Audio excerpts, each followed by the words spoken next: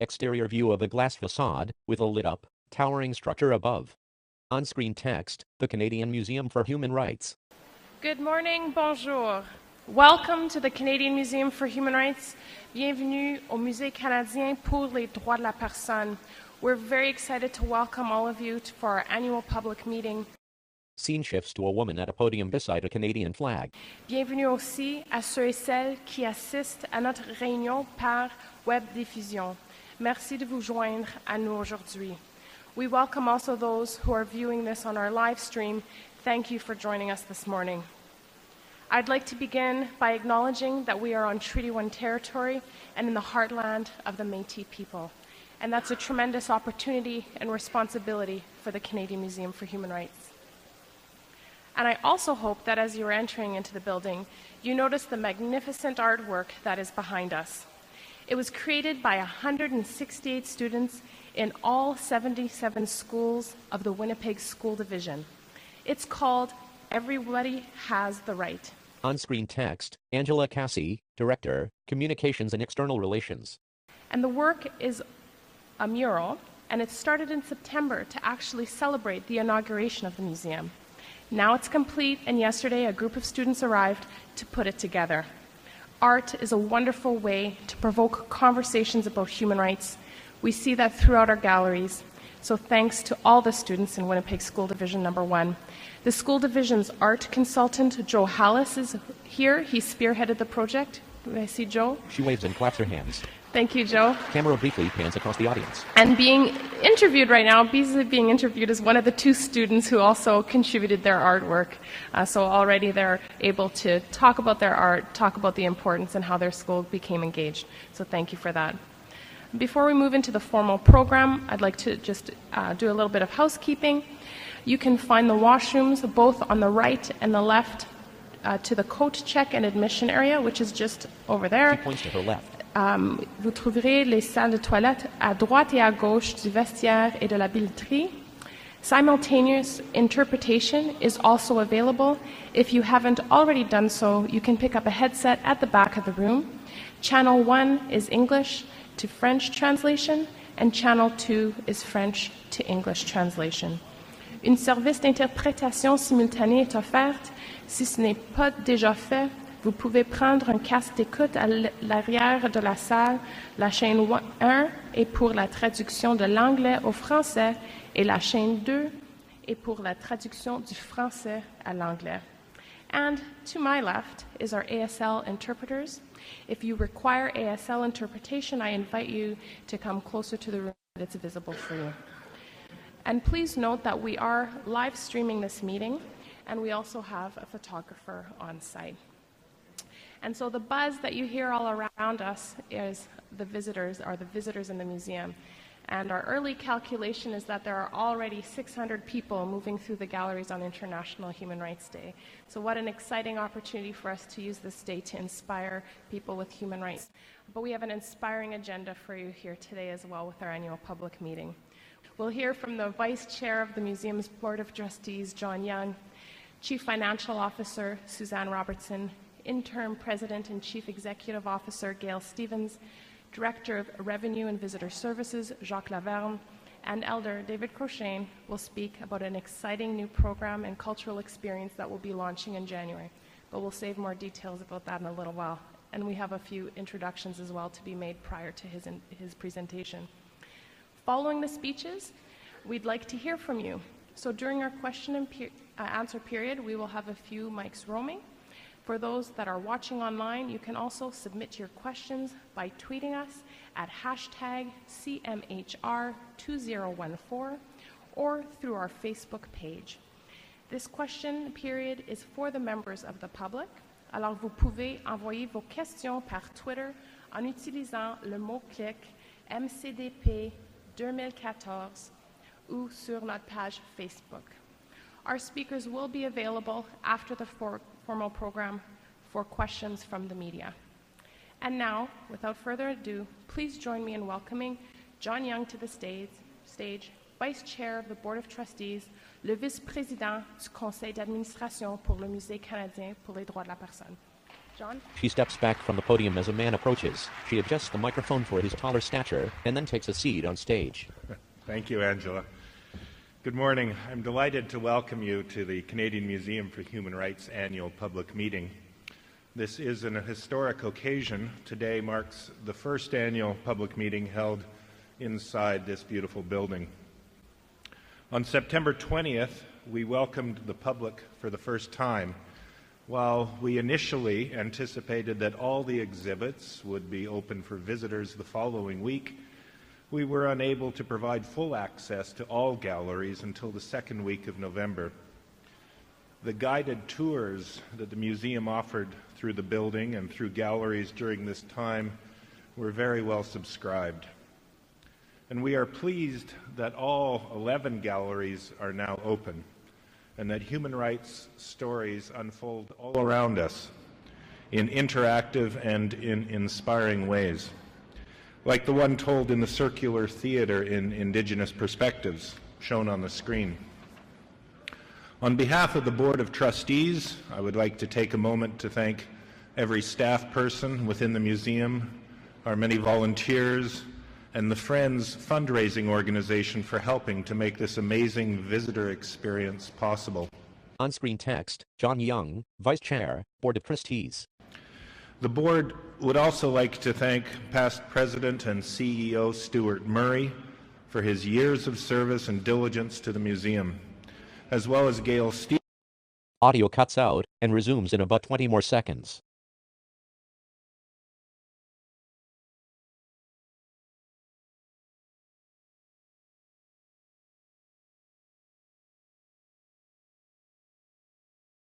On Gail's extensive leadership and senior management experience, cross-functional teams. I would also like to thank my fellow board members, some of whom are here today, for their commitment and devotion to this project. The board's vision for the museum during its first 5 years is to host human rights exhibits of enduring significance, and to create a space that is a center for educating current and future generations, to inspire a sense of appreciation for the foundational rights and freedoms that we all have and enjoy because we are human beings. We envision a vibrant facility that encourages innovative and creative thinking. This year's completion of this monumental capital project, which includes this new building and the new exhibits, represents a major achievement. The museum has become a reality thanks to a unique collaboration among public sector, corporate, union, and individual contributors. Picture of the museum with Winnipeg skyscrapers in the background, with text, #CMHR 2014. Now, our focus shifts to maintaining and enhancing this world-class facility. We are moving ahead with plans to complete a temporary gallery located through the glass doors behind you. Completion of this gallery will give the museum the capability to host major traveling exhibits and offer compelling new reasons to return to the Museum for Human Rights. The museum also has a space set aside for the future development of a large theater just down the hall from here. This will be a space to host films, special events, and panel discussions in a first-class venue. These two longer-term infrastructure projects will help the museum participate in some of the world's most sought-after exhibits and shows. The museum is fast becoming a center for human rights education. Through the development of a national student program, we will engage Canadian high school and post-secondary students in relevant, meaningful learning opportunities. Picture of people gazing down and touching horizontal information displays. Students will return to their home communities across Canada, inspired to make change and speak out about the value of human rights and fundamental freedoms. Education will continue to be a cornerstone of the museum's mandate. This museum is the only one of its kind. It provides enormous opportunity to attract international visitors to this wonderful city. The museum will work to capitalize on this unique status through diversification of our earned revenue sources and an entrepreneurial approach. On the other side of this equation is responsible cost management and fiscal restraint. In this first operating year, the museum will collect baseline data, and these data will be used to refine annual budgets for the 5-year period following inauguration. Pictures of people inside the galleries. Each visit to the Canadian Museum for Human Rights is an opportunity to discover something new, to explore a different human rights theme, and to learn from the different perspectives of Canadian and international human rights defenders. In less than 3 months, the Canadian Museum for Human Rights has already made a difference, helping Canadians learn about foundational human rights and our human rights stories. Pictures of people of various ethnicities and age. These stories of freedom and democracy, struggle and adversity, respect and responsibility, these stories belong to all of us. Today marks International Human Rights Day, and in honor of this day, admission is free for all visitors. I encourage everyone to visit the museum after this meeting, or to take part in one of the events and activities taking place later today and this evening. To everyone watching the live webcast, I hope you can start planning your visit soon. Camera shifts to the audience, then back to podium. Thank you for joining us here today. He departs the stage, and Angela Passy returns to the podium. Merci, thank you, John. Up next is the museum's Chief Financial Officer, Suzanne Robertson, la chef des opérations financières du musée. Suzanne, 2008. Welcome, Suzanne. Suzanne replaces Angela at the podium, putting on her reading glasses. Thank you, Angela. It's a pleasure for me to take part in this first annual meeting held inside the museum. I have been with the museum since the early days of the project, and this building has emerged from artist drawings on a page into a meeting space that welcomes people, all people, with words of welcome literally written on the wall. I am proud of the design and engineering awards that this building is receiving, but I am even prouder that we have created a space where people talk to each other about important human rights issues. On-screen text, Suzanne Robertson, Chief Financial Officer. In 2013 and 14, the museum's capital activity included completion of the base building, fit-up of the gallery spaces, and exhibit planning, design, and fabrication. 3 pictures, one of 3 hanging red dresses, the second, an external perspective of the museum, and the third of 2 large vertical displays. In January of this year, the staff moved into the building. At year-end, on March 31st, 2014, the base building was 99% complete, and the budget for the capital project remained on track at $351 million. The museum's architecture continues to amaze national and international visitors, and the structure has taken its place as one of the iconic images on the Winnipeg skyline. Final audited results for the capital project will be reported in the coming 14-15 fiscal year. The museum received $21.7 million in total operating appropriations in 2013-14. These dollars were applied to exhibits, content, and program development, salaries and benefits, and building operations and systems development. The museum finished the year in a positive operating position of $432,000. Operating appropriations of $21.7 million are forecast again for the 2014-15 fiscal year. A picture of an immense large upper space within the museum, showing multiple levels of offices, a network of structural supports and expansive window panes. Following this, the cover of the 2013-14 annual report with a picture of the museum with the word "Open" in large text, and the web address humanrights.ca. A third slide has various pictures of people young and old, with the text, 2014 annual public meeting.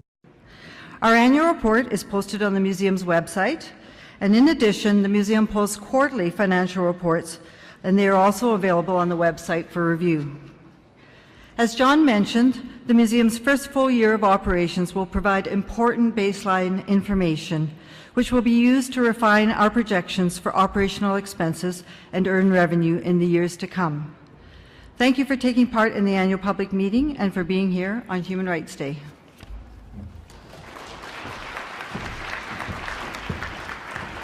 Merci, Suzanne. Thank you, Suzanne.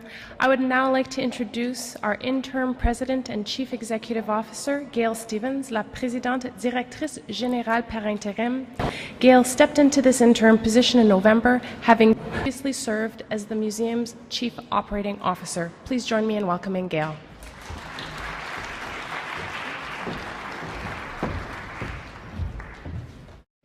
Thank you, Angela, and welcome everyone. Bienvenue. It is a pleasure to speak to you today on International Human Rights Day. If you visited the museum before, you'll know that the photos behind me is taken in our introductory gallery, What Are Human Rights? The words are from Article 1 of the Universal Declaration of Human Rights. All human beings are born free and equal in dignity and rights. We put these words in a place of prominence on a two-story wall to remind us whenever we live, wherever we live, whatever our background, we are all entitled to human rights. That's really what the Canadian Museum for Human Rights is all about. It's a wonderful starting point. In this place, we learn about the ideals that we can all strive to meet.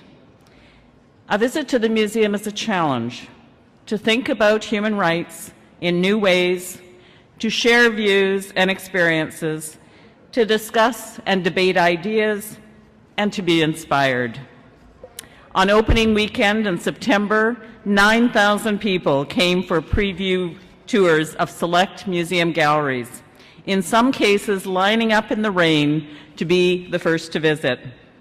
Opening a museum for human rights is a special occasion, and people from across the country and around the world came to be part of history. Pictures of people lined up outside the museum, some in the rain. Another of a large horizontal display inside showing South American women in ethnic garb, spinning large pink skirts. Kofi Annan, the 7th Secretary General of the United Nations, and had this to say: human rights education is much more than a lesson in schools or a theme for a day. It's a process to equip people with the tools they need to live lives of security and dignity. Each day, the museum's exhibitions promote conversation and reflection about human rights and help to equip people with focus they can use in their daily lives. The museum does this day in and day out for this generation and for all those that follow. In most of the galleries, you will notice digital stations like these ones on the screen. Picture of two stations where museum goers sit down to access multimedia. The back of the stations have larger-than-life portraits of people. These stations hold an incredible amount of information, usually expanding upon the stories, photos, or people highlighted in the exhibits. Often, you will find videos of people telling their own stories in their own words. 185 people have already sat down with us to tell us their stories on camera. These oral histories are now an incredibly important part of the museum's collection. In August, we launched our new website with new functions. For example, the website supports the purchase of admission tickets and membership packages. Just last month, we launched our new app, which is available for free on the iTunes in English et en français. This app is another way to enrich your visit to the museum. The camera pans across the audience, revealing activity of a side wall where silhouettes are scrawling words. Switching back to Gail at the podium, another picture ensues of about 100 people gathered for a group shot with the text, "Our staff." This past year was a year of transition as we moved from planning and development stage into full operations. Our hiring in advance of inauguration focused on the visitor experience as we recruited people to support public programming, museum operations, and security. At the same time, we said farewell to many employees who assisted us in the planning and the development phase. The museum continues to engage a diverse, talented staff with wide-ranging skills and specialties. The dedication they bring to their work and their passion for human rights education is unparalleled. The museum has also been very fortunate to have recruited and trained high-caliber volunteers. I'd like to share some feedback from a recent email we received from a resident of British Columbia. After his visit, he wrote to tell us that staff and volunteers are the best he had encountered in any museum. Friendly, knowledgeable, and helpful. View of audience, as two glowing profiles on sidewall write in English and French the word, welcome. A man standing closer to the podium signs in American Sign Language. And it's this kind of feedback that is so gratifying and speaks to both the quality of our staff and our volunteers, and also the quality of our visitor service excellence training. Our volunteers perform so many tasks that are so vital to the visitor experience, from welcoming visitors as they arrive, providing complimentary coat check services, to providing hospitality and wayfinding services. Our volunteers dedicate thousands of hours of service in the museum each month. The museum simply could not function without them. The profiles, one using a wheelchair, continue to write on a wall beside the audience. The museum generates revenue through several means, including general admission, memberships, facility rentals, the boutique, and the Era Bistro. You'll hear more about these earned revenue opportunities shortly. Pictures of the bistro, the store, and some of its offerings. I'll just say that this building has seen very little downtime since our opening weekend. We have hosted visitors day and night, 7 days a week. This fall, the museum has been hosting educators' open houses. These have given teachers and school leaders an opportunity to get to know the museum and its program before they bring their students to come visit. The next stage is to actually welcome the students. In January 2015, we will launch our school programs, and we already have nearly 18,000 students in more than 500 sessions booked to participate. Pictures of youth involved in various exercises, including artwork. It's so exciting to think about the young people who will be visiting the museum and who will take what they learn back to their families and their home communities. The vision of this museum started with the need to educate young Canadians about human rights and about human rights history. Our education program will always be a very core function of this museum. If you'd like to keep in touch with the museum, I invite you to join the conversation on Facebook or Twitter, or send us a message through our Contact Us page. Now we've come to the part of the program where we're going to share some very exciting news. In January, in partnership with First Nations elders, the museum is launching an exciting new cultural experience. Mikanek Kia will be an exploration of rights and responsibilities from a First Nations perspective. Visitors will spend 90 minutes with one of our museum's Indigenous program interpreters, exploring traditional stories and some of the symbolism inherent within the building and its architecture. A colorful image of a turtle. From above, its shell is composed of multiple segments, each with a symbol. Its four legs each have a color patch of either white, red, yellow, or black. Beside it is the word, Mikanekia. The experience will take place in several programming times, providing an intimate and contemplative atmosphere for discussion. And in just a few minutes, one of the elders will share more about this very special cultural experience. On behalf of the museum, I'd like to thank all of the participating elders sharing their gifts with us. At the end of your visit to the museum, I hope that you'll feel inspired and leave remembering some words written in our introductory gallery, that we all have a responsibility to respect each other's rights and to protect fundamental freedoms. Thank you so much for joining us here today. She departs. Angela rises from her seat nearby on stage and approaches the podium. Thank you, Gail. Now, please join me in welcoming Jacques Laverne, the museum's Director of Revenue and Visitor Services, le Directeur des Revenus et des Services aux Visiteurs, Jacques. Angela is replaced at the podium by Jacques Laverne. Merci, Angela. Good morning. As Canada's newest national museum, our goal is to offer each visitor with a superior experience on par with some of the best museums across the globe. On-screen text, Jacques Laverne, Director, Revenue and Visitor Services. By providing outstanding bilingual service and an unparalleled exploration of human rights, our visitors are more likely to want to make a return visit, to purchase a membership, or to purchase an item from the boutique as a way to remember and even extend their visit. Chaque personne qui entre dans le musée est importante parce qu'elle veut devenir ambassadrice pour le musée. C'est pourquoi nous visons à ce que chaque interaction et puis chaque visite soit positive et enrichissante. Surpassing our initial projections. The museum welcomed just under 60,000 visitors in October and November alone through ticketed admission, booked events, public programming, membership, and visits to the boutique and Era Bistro. Initial word-of-mouth feedback tells us that we're succeeding in providing a very high level of service for all these visitors. Soon we'll be conducting our own visitor surveys as a more formal way to capture this important feedback.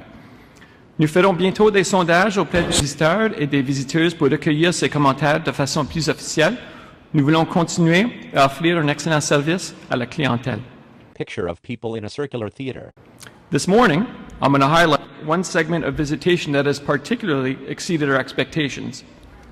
Je veux parler ici du musée est devenu une destination pour les gens qui veulent présenter une programmation sérieuse et intéressante à leurs clients ou à leurs invités. We shift to the audience, and the wall writing silhouettes, followed by a picture of many people gathered in the internal rock garden. Then, back to Jacques at the podium.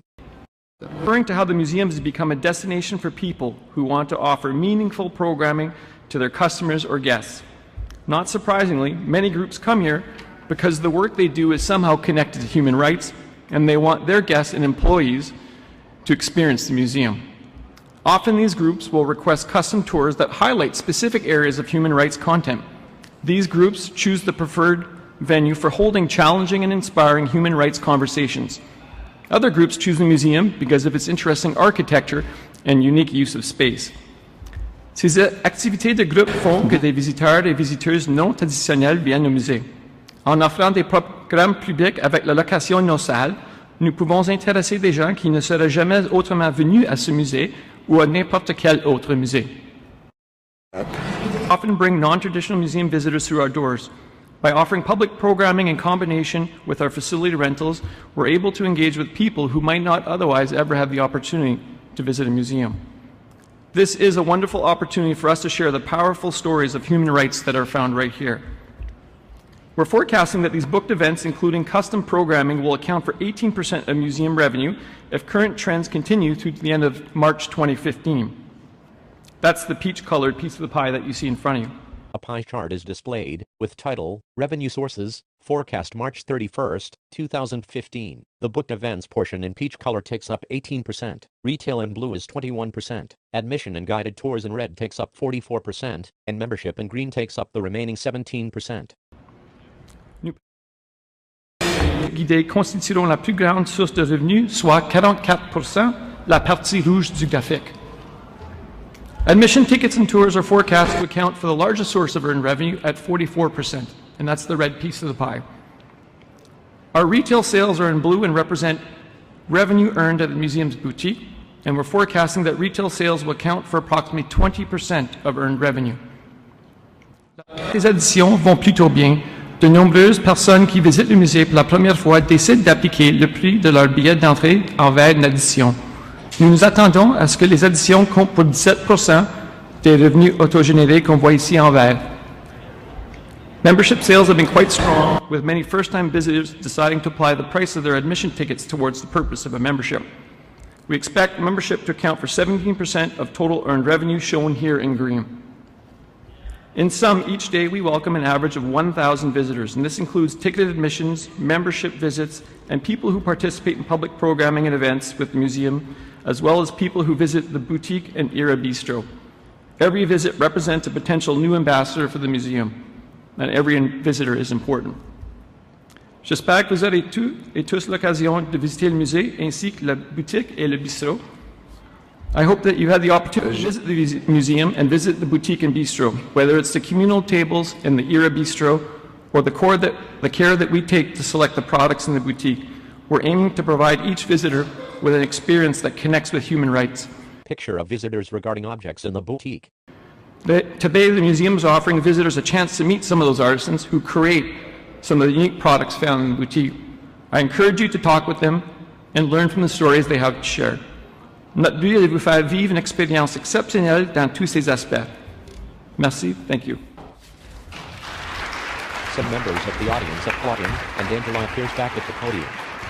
Merci, Jacques. And if you didn't catch that, he was saying the store is open, but if you would like, the program is going to go a little bit longer, so please don't run out and shop quite yet. Some great products in the store. I have the great fortune now to introduce all of the elders that are part of the Elders Circle 7 group. One of them is absent today because of a different commitment, but it's fantastic that so many of them were able to join us. So I'll begin with Peter Atkinson. Henry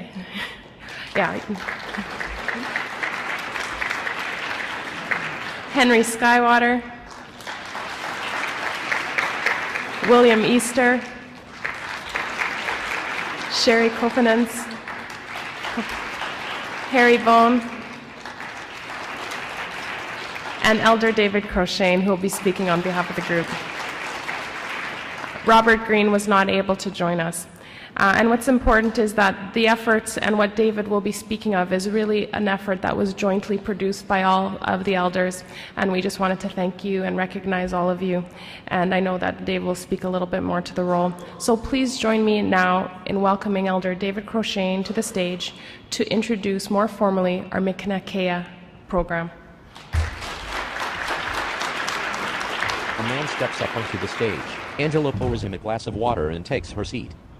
On-screen text, David Crochane, leader and founder of Turtle Lodge. Thank you very much, Angela. Bonjour. Marin, dinemagni. Nigani akina nedish nikas kinyu do time. Welcome, my relatives, to the center and to the heart of Turtle Island, the sacred place of Manitowoc. Today we come forward to share a gift from the original peoples. Let me begin by offering words of gratitude to the Great Spirit, Gije Manitou, for the great vision of life.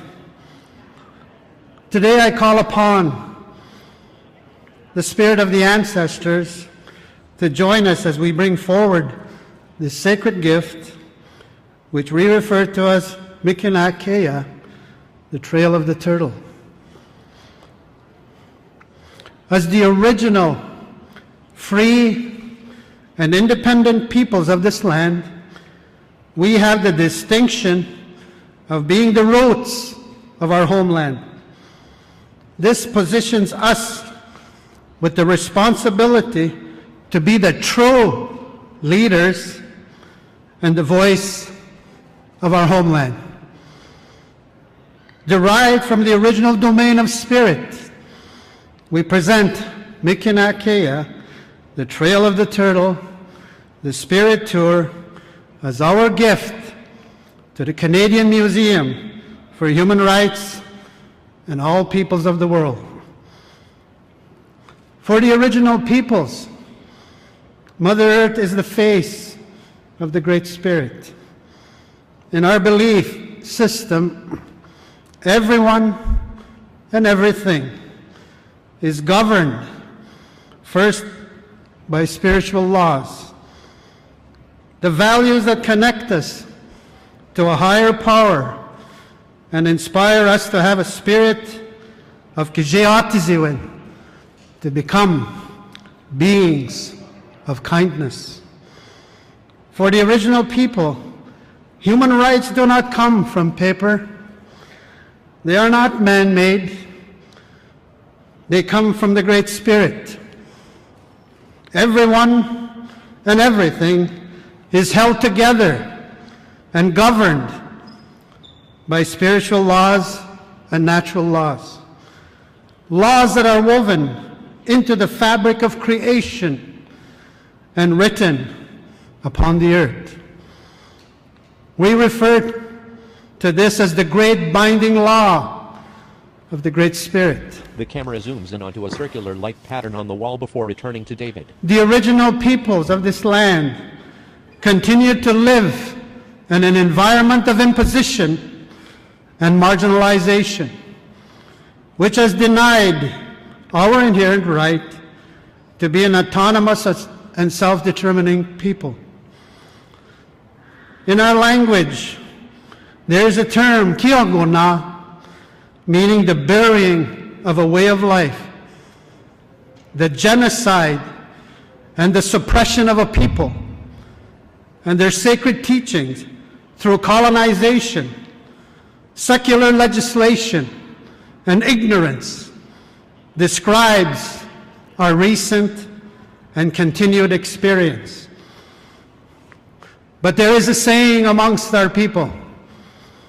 They tried to bury us, but they didn't know we were the seeds of the future that carry a vision that can unite us all and can help bring back the memory of the original instructions on how to be a human being.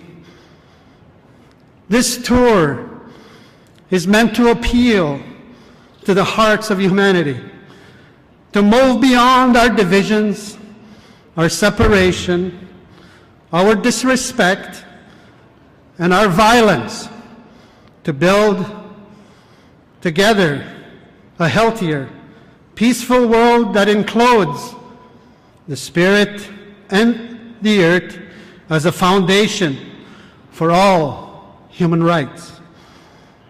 By sharing the spiritual laws and natural laws of our people, this tour is designed to plant a seed of living truth in the heart, a seed that will grow into a rooted respect and love for the land and all creation, and inspire us to the highest values of behavior toward the earth and humanity.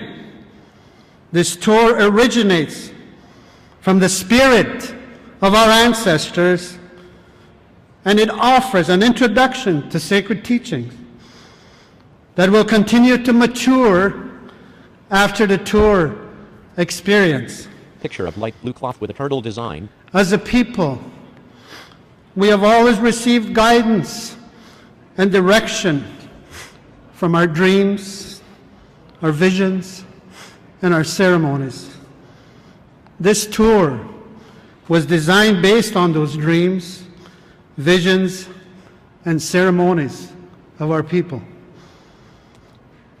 Since our beginning, as the original peoples of this land, we have gathered on a sacred site in close proximity to the museum, a site even older than the Forks, the site that we refer to as Manitou Api, one of the most revered and significant sacred sites of the original peoples of Turtle Island. Historically, our nations would arrive by land and by water at the Forks and travel from here to Manitou Api.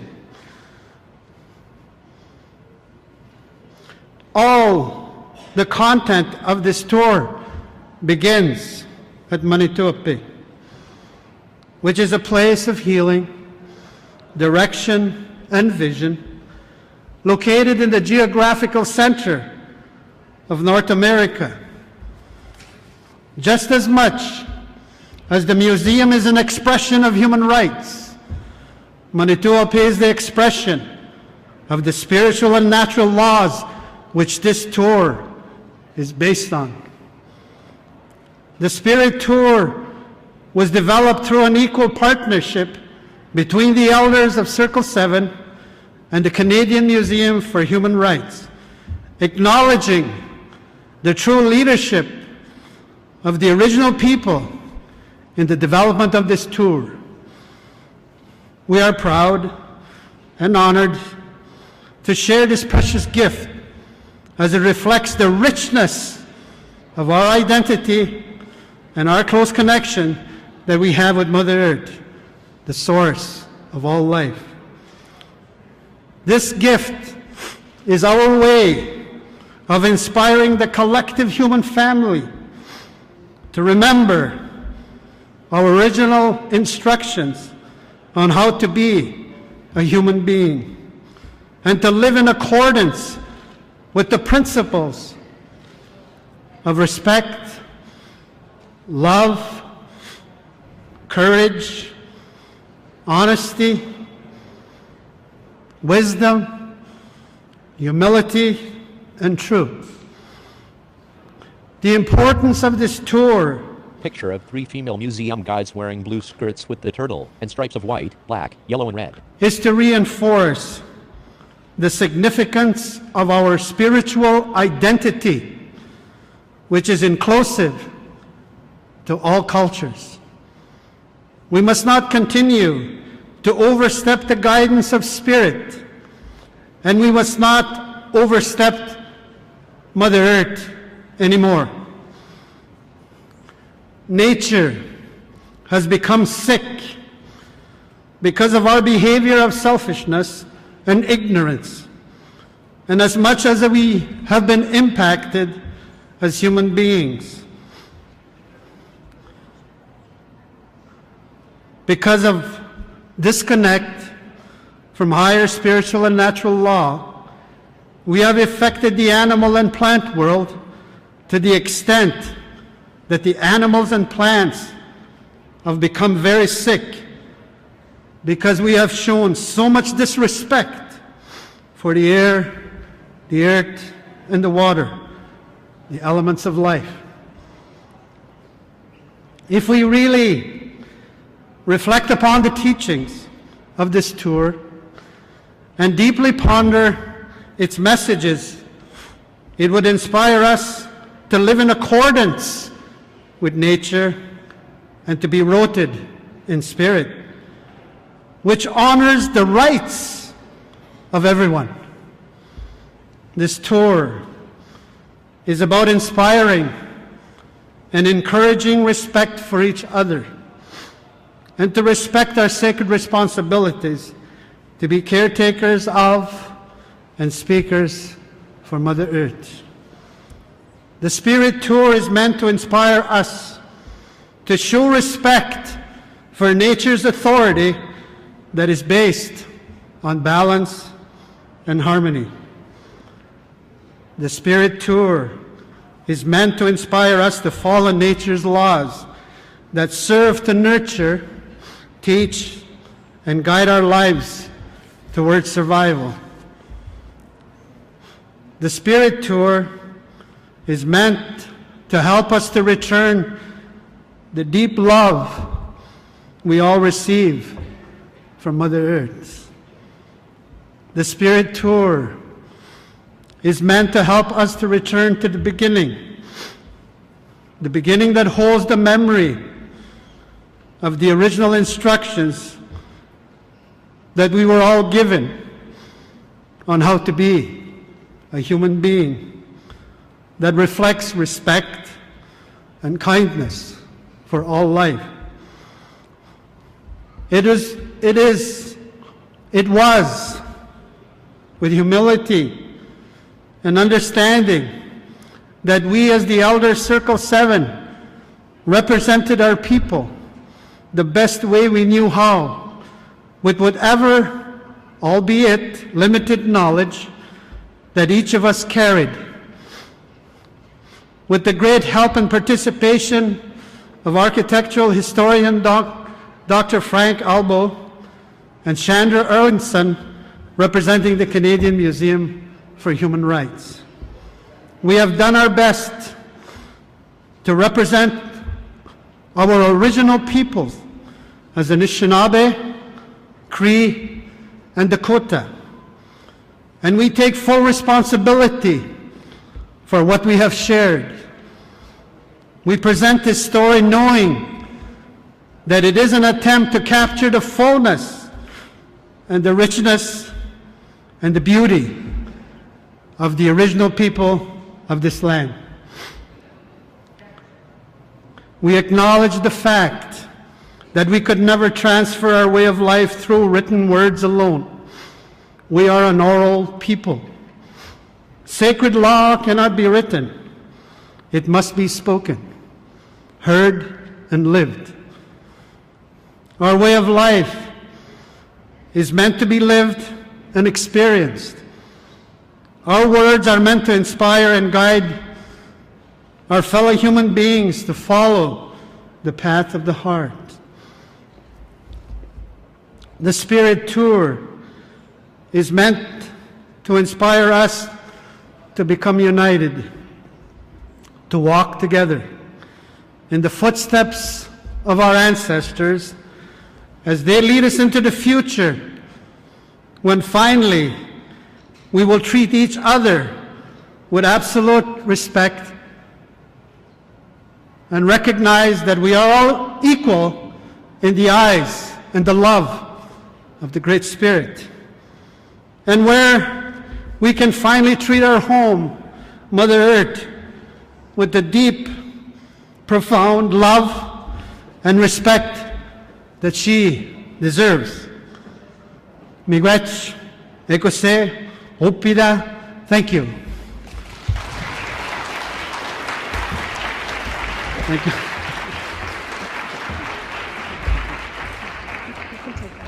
He leaves the stage, and Andrea addresses the audience. Thank you, David. And again, thank you to the elders. And I just want to acknowledge Dr. Albo, who's also in the audience today. So thank you for being here, Dr. Albo. And that is all for our speakers for today. We have many exciting months ahead of us at the museum, with school programs starting and the launch of the Mikanakea Cultural Experience and numerous other events and activities. Nous avons maintenant le temps pour une période de questions et de réponses. Il y a 2 microphones dans la salle. Si vous voulez lever votre main et quelqu'un va vous apporter un micro. Encore une fois, si vous regardez cette émission en ligne, vous pouvez envoyer votre question par Twitter en utilisant le mot-clic MCDP 2014 ou en écrivant sur la page Facebook du musée. And so now is our time for question. We have 2 microphones in the back of the room. If you just want to signal, one of the members of our staff will bring the microphone to you. Please raise your hand. If you are watching online, you can also submit questions by tweeting them to hashtag CMHR 2014 or through our Facebook page. Thank you to those who have already submitted questions. Any questions that we are not able to respond to during this session will be posted on the museum's website at a later date. And we have a number of members of our executive and directors here to help with responding to the questions. So can I open the floor to any questions?